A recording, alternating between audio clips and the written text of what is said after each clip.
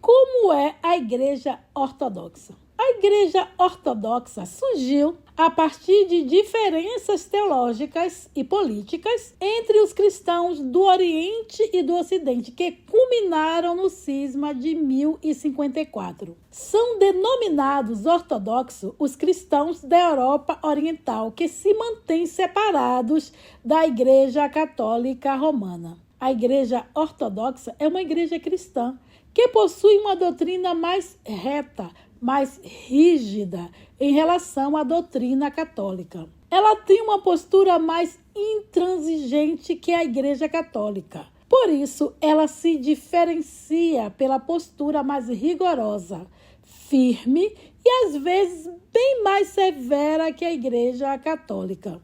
Pois a ortodoxia é a corrente doutrinal que declara que representa a visão correta, fundamentada em princípios sistemáticos, metafísicos e científicos. O contrário é a heterodoxia, ou seja, a ortodoxia é a ideia da crença da religião precisa. Significado de ortodoxo. A palavra ortodoxo vem do grego, da junção de otos, que significa reto, e doxa, que significa fé. Por isso, o cristianismo ortodoxo acredita que eles sejam os únicos depositários da verdadeira fé. Os cristãos ortodoxos, por força da denominação, são os que professam toda a doutrina da fé cristã de acordo com o magistério da igreja. Se apoderaram, porém, da designação da igreja bizantina depois do cisma. Na igreja bizantina, o imperador bizantino teve papel ativo nas atividades eclesiásticas. Ele era o pontífice máximo e considerado o mensageiro de Jesus Cristo e responsável pela propagação da mensagem cristã, ou seja, o imperador era chefe político e da igreja. A crise de Roma fez com que Constantinopla se transformasse no centro da cristandade. A doutrina cristã bizantina estava atrelada ao imperador. Essa dependência continuou na Igreja Ortodoxa Cristã. O Império Bizantino foi caracterizado por ser um Estado cristão. Seu poder político foi fundado na autoridade da Igreja. O imperador era o segundo na hierarquia eclesiástica, porque sempre acima dele estava o Papa em Roma. Após o cisma, deu origem à Igreja Cristã Ortodoxa. Muitas das formas e costumes do rito bizantino foi herdado pela Igreja Ortodoxa Oriental. Mas a Igreja Bizantina não foi extinta. Ainda existe na Grécia, em Istambul, na Turquia. Antiga Constantinopla. Fruto de desentendimento com a Igreja Ortodoxa, essa vertente da Igreja Bizantina comunga com o Papa de Roma. Estima-se que existam ainda uns 6.000 membros dessa igreja. Mas, voltando para a Igreja Ortodoxa, atualmente os cristãos ortodoxos somam cerca de 250 milhões de fiéis em países como Bulgária, Belarus, Grécia, Chipre, Moldávia, República da Macedônia, Montenegro, Polônia, Rússia, Romênia, Sérvia, Ucrânia e Estados Unidos. Ela se vê como a verdadeira igreja criada por Jesus Cristo, além de não reconhecer o Papa como autoridade. Para os cristãos ortodoxos não existe purgatório e não acreditam na virgindade de Maria após a concepção. Na Igreja Ortodoxa, os padres são liberados para o casamento, desde que este tenha ocorrido antes da sua conversão. e apenas os bispos são obrigados a manter o celibato. Os cristãos ortodoxos também não aceitam os dogmas católicos e nem consideram válidos os sacramentos católicos. A maior autoridade na Igreja Ortodoxa é o Santo Sínodo Ecumênico. As igrejas ortodoxas mais importantes são a Igreja Grega e a Igreja Russa. Sínodo Ecumênico. Para os ortodoxos, o chefe da igreja é o próprio Jesus Cristo e a autoridade suprema é o Santo Sínodo Ecumênico, que se compõe de todos os patriarcas que se reúnem por chamada do Patriarca Ecumênico de Constantinopla. Somente quando as verdades fundamentais da fé são seriamente colocadas em perigos pelas falsas doutrinas é que a igreja age para definir dogmaticamente um artigo de fé. Por esta razão, as decisões dos 7 concílios ecumênicos da antiga igreja são consideravelmente respeitados. Os concílios foram sínodos a que os bispos de todo o mundo cristão reuniram-se para determinar a fé verdadeira. Os concílios ecumênicos não criaram novas doutrinas, mas proclamaram em lugar determinado e num tempo determinado o que a igreja sempre acreditou e ensinou. Qual a doutrina ortodoxa? Primeiro, a salvação vem da fé. Segundo, não acreditam na existência do purgatório. Terceiro, cada bispo tem autonomia sobre sua igreja e não existe um líder maior ou infalível. A decisão é tomada de forma colegiada. Quarto, as cerimônias, salvo pequenas diferenças locais, são as mesmas desde a fundação. Quinto, em 3 períodos do ano, os fiéis devem jejuar ou abster-se de certos alimentos. A partir do batismo, já recebem todos os sacramentos. Sexto, rezam a oração do credo. Nessa oração está resumido os princípios da fé ortodoxa. Sétimo, a crença no único Deus que mandou seu Filho Jesus Cristo para a salvação da humanidade. Este mesmo Deus ainda se manifesta no Espírito Santo. Oitavo, a Bíblia é a fonte da fé, assim como a tradição oral e os comentários feitos pelos santos doutores da igreja. Nono, os sacramentos na igreja ortodoxa são oficialmente chamados de santos mistérios. Geralmente, 7 sacramentos são contados: crisma, batismo, Santa Eucaristia, penitência, matrimônio, ordens sagradas e a unção dos enfermos.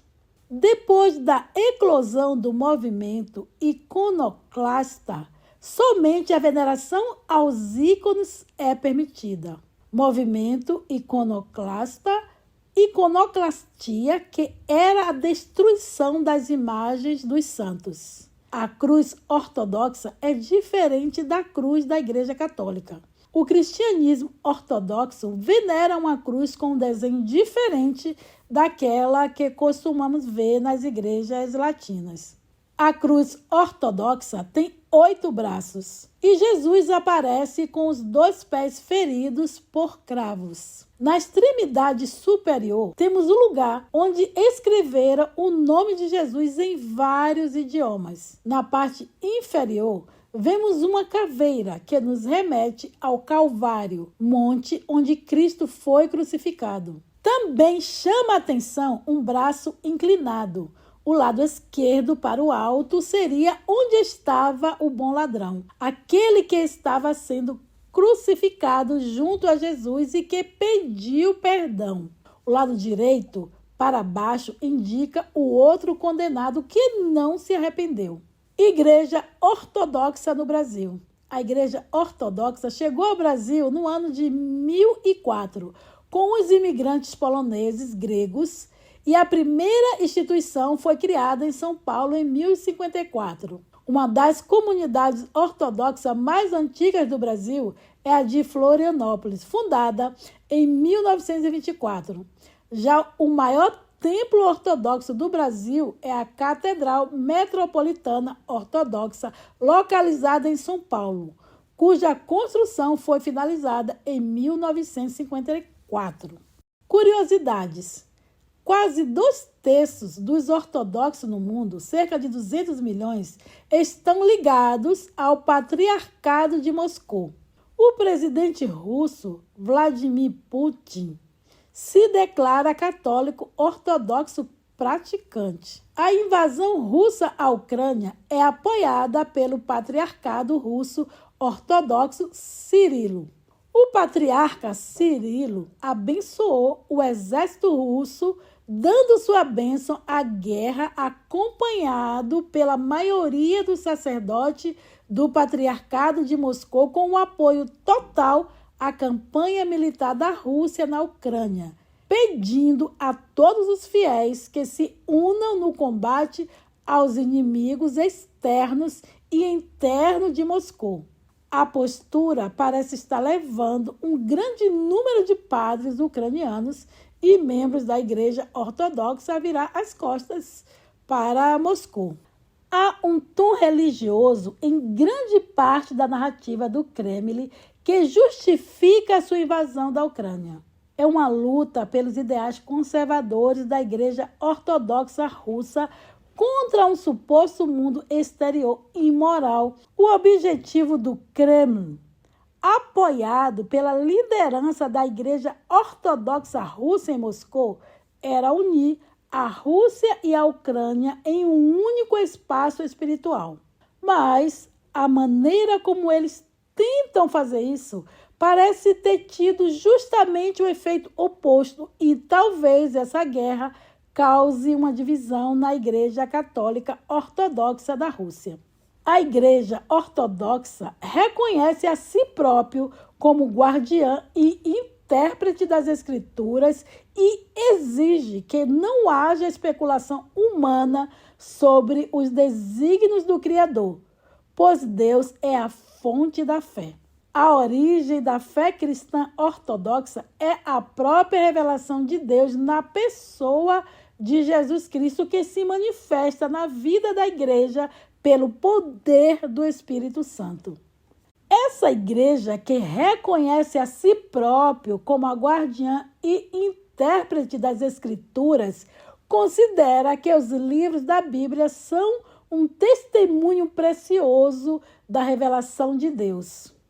O Antigo Testamento é uma coleção de 49 livros de vários estilos literários que expressam a revelação de Deus aos antigos israelitas, que ele é uma preparação para a chegada de Cristo. O Novo Testamento, especialmente os evangelhos, é muito importante para a ortodoxia, porque ali se encontra um testemunho escrito da revelação perfeita de Deus na encarnação do Filho de Deus na pessoa de Jesus Cristo, que recolocou a humanidade em comunhão com a Trindade, pois ele é realmente verdadeiro Deus e verdadeiro homem. A ortodoxia entende que nós também podemos participar verdadeiramente da Trindade através da vida da igreja, especialmente através da participação dos sacramentos na celebração da Eucaristia. A ortodoxia afirma que Deus tornou-se homem na pessoa de Jesus Cristo, não para instituir uma nova filosofia ou código de conduta, mas principalmente para nos conceder vida nova na Santíssima Trindade.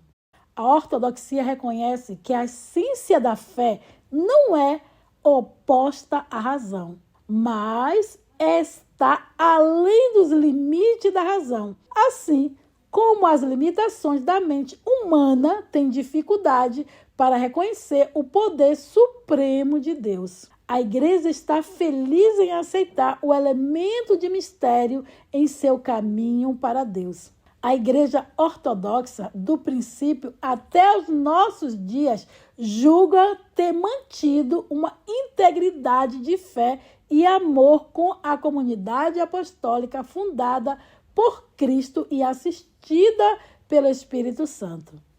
A ortodoxia está convicta de que tem preservado e ensinado a fé cristã livre de erro e distorção desde a era dos apóstolos. Ela também acredita que nada há no corpo de sua doutrina que seja contrário à verdade ou que prejudique a real união com Deus. O caráter de antiguidade ultrapassado e radical que muitas vezes caracteriza o cristianismo oriental é uma expressão de seu desejo de permanecer leal à autêntica fé cristã. A ortodoxia considera inseparável a fé cristã e a igreja. É impossível conhecer Cristo, tomar parte na vida da Santíssima Trindade ou ser considerado um cristão fora da igreja. É na igreja que a fé cristã é anunciada e preservada. Se você gosta das histórias do povo de Deus da Bíblia, se inscreva em nosso canal e acione o sininho para não perder o próximo vídeo. A sua curtida também é um incentivo para a gente. Que através da leitura bíblica, Deus faça parte todos os dias da sua vida, abençoando plenamente você e a sua família. Fique com Deus, na paz.